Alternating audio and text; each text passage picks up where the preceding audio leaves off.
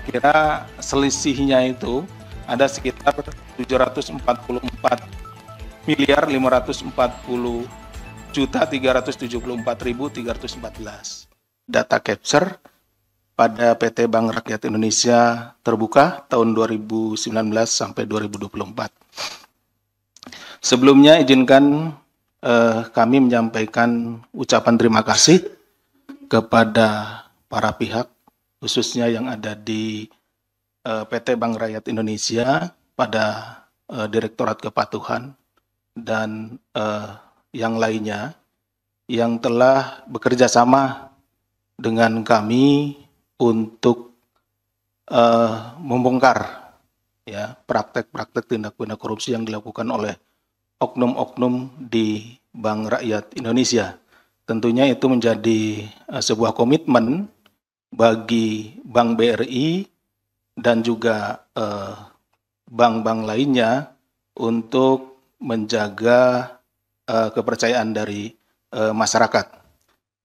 Kemudian pada kesempatan ini pula akan kami sampaikan beberapa hal. Yang pertama adalah pengadaan edisi. Ini ada dua skema. Skema yang pertama yaitu pengadaan dengan beli putus, dan skema kedua adalah dengan sewa. Mungkin rekan-rekan kurang begitu familiar dengan kata-kata edisi, tapi sudah sering menggunakan ya yang bentuknya seperti kotak. Gitu. Nanti kalau kita mau membayar, kita menggunakan kartu, nah tinggal digesek atau ditempelkan. Ini tentunya dalam rangka juga program digitalisasi ya dan cashless di perbankan. Itu jadi tidak lagi menggunakan uang yang uang cash, sehingga lebih memudahkan dalam rangka transaksi.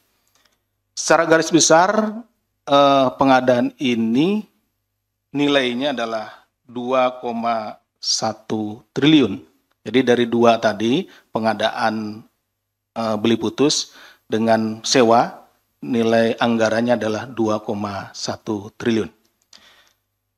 Baik, untuk pengadaan beli putus itu antara tahun 2020 sampai dengan tahun 2024, di mana jumlah unitnya yaitu 2020 adalah 25.000 unit, 2021 16.838 unit, tahun 2002 sebanyak 55.000 unit, tahun 2023 sebanyak 50.000 unit, dan tahun 2023 tahap kedua yang pelaksanaannya di tahun 2024 ada 200.000 unit.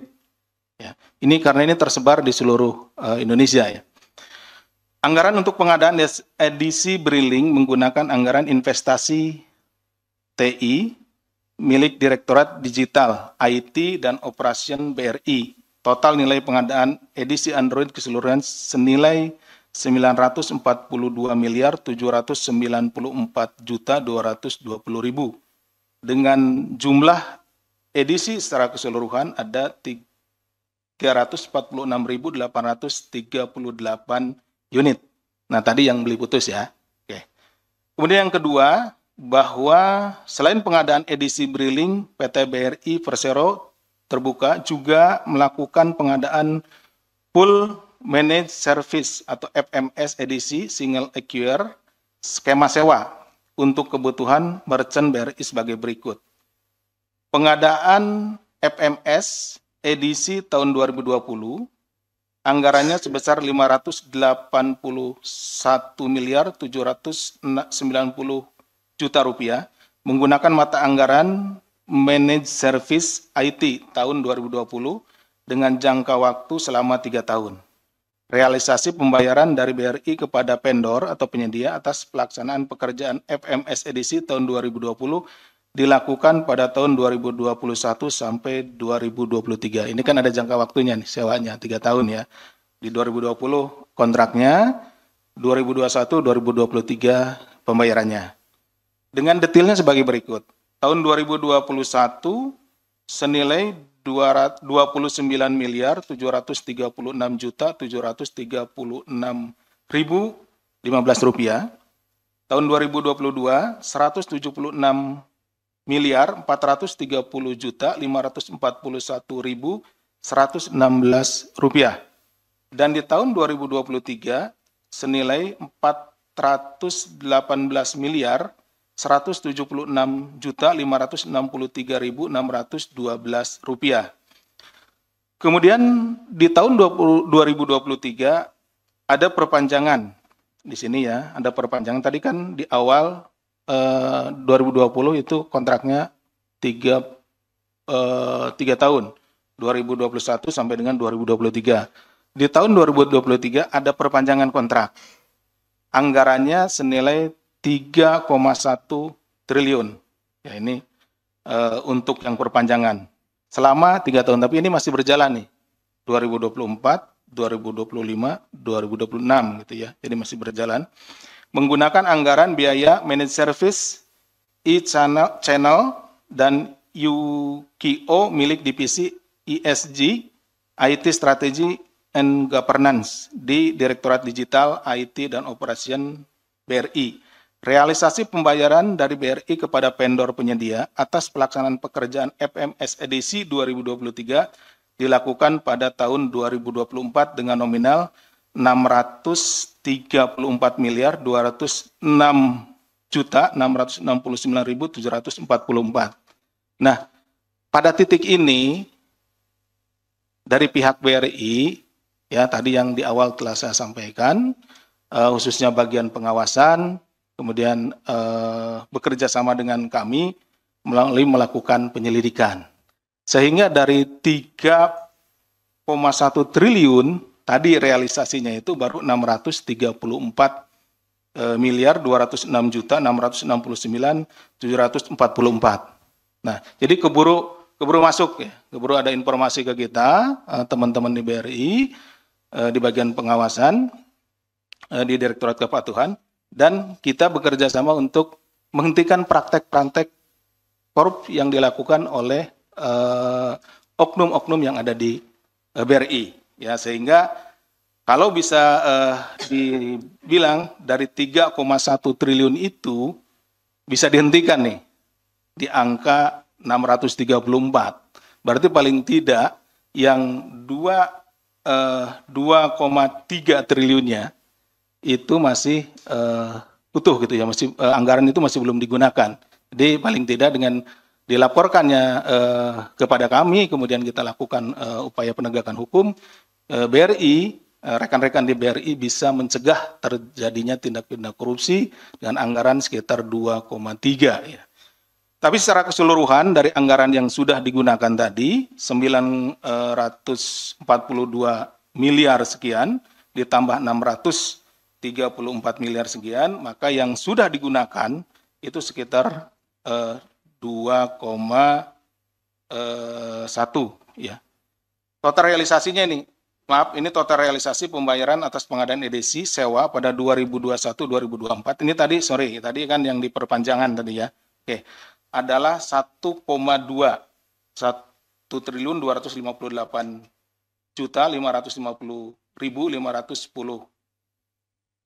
1 triliun 258 miliar 550 juta 510.048 rupiah dengan jumlah edisi untuk kebutuhan merchant sebanyak 200.067 unit ya, tadi sudah ditambahkan. Jadi secara keseluruhan 942 miliar ditambah 1,2 jadi sekitar 2,1 triliun. Bahwa dugaan sampai saat ini kita sudah sedang meminta ya kepada ini dugaan yang sementara kita hitung dan kita komunikasikan dengan auditor bahwa dugaan kerugian negara dengan metode real cost ya, biaya yang seharusnya dikeluarkan oleh BRI kepada prinsipal. Nah, jadi kita coba hitung di awal ya. Karena kita juga punya accounting forensik, kalau BRI itu langsung ke prinsipal gitu ya, belinya diperbandingkan dengan harga yang ada pada vendor gitu ya. Tadi sekian itu kan. Jadi kira-kira selisihnya itu ada sekitar 744 miliar 540 juta 374.314. Itu seharusnya. Nah ini oknum-oknum tadi ya, itu kalau langsung ke belinya ke prinsipal gitu ya, atau langsung pengharga itu, nah itu sekitar 744 miliar. Atau kalau kita perbandingkan dengan nilai anggarannya tadi yang 2,1 triliun itu kira-kira sekitar 33%-nya, sepertiganya ya, sepertiga dari kan 21 sepertiganya ya 744 itu 31% itu hilang di situ gitu. Jadi ini nilai yang sangat besar tentunya, kehilangan sekitar 33% itu ya 744 miliar dari pengadaan 2,1 triliun. Ini yang sudah terjadi. Tentunya ini menjadi kewajiban bagi kami penyidik, kemudian nanti penuntut umum untuk kemudian ini mengembalikan ya dalam konteks aset recovery. Jadi keuangan negara yang hilang dalam proses ini, dalam perkara ini sekitar ya kira-kira sekian gitu ya. Ini hitungan kasar, tapi ini tentunya kita menunggu hitungan secara resmi dari auditor. Nanti kita komunikasi dengan BPK atau BPKP, hitungan resminya. Jadi itu yang menjadi kewajiban kami di KPK untuk mengembalikan kerugian keuangan negaranya. Tapi di samping itu, hal yang paling penting adalah dari kerjasama rekan-rekan di bagian pengawasan di PT Bank Rakyat Indonesia, pada Direktorat Kepatuhan dengan kami yang di sini di KPK, itu paling tidak sudah berhasil mencegah ya terjadinya kerugian yang lebih besar. Tadi kan ada perpanjangan sekitar 3,1 triliun ya. Itu baru terrealisasi sekitar 600 miliar sekian. Jadi ada sekitar 2,4 atau 2,3 sekian triliun yang bisa diselamatkan. Itu tentunya kami mengaturkan terima kasih yang sebesar-besarnya kepada rekan-rekan di Bank Rakyat Indonesia atas informasi dan kerjasamanya dalam rangka menyelesaikan perkara ini, dan tentunya kami pun berharap kepada semua pihak yang terkait dengan perkara ini untuk kooperatif, karena kita juga masih punya kewajiban ya untuk mencari dan menemukan tadi sekitar 744 miliar untuk dikembalikan kepada negara. Baik, dari fakta-fakta yang diperoleh sebagaimana tersebut di atas, telah ditemukan bukti permulaan yang cukup terkait dengan adanya dugaan tindak pidana korupsi dalam pengadaan elektronik data capture Android pada PT Bank Rakyat Indonesia Persero tahun 2020-2024 yang dilakukan secara melawan hukum oleh Saudara CBH, Wakil Direktur Utama BRI, Saudara IU, Direktur Digital Teknologi Informasi dan Operasi BRI, Saudara DS, SEV Manajemen Aktiva dan Pengadaan BRI, bersama-sama dengan Saudara EL,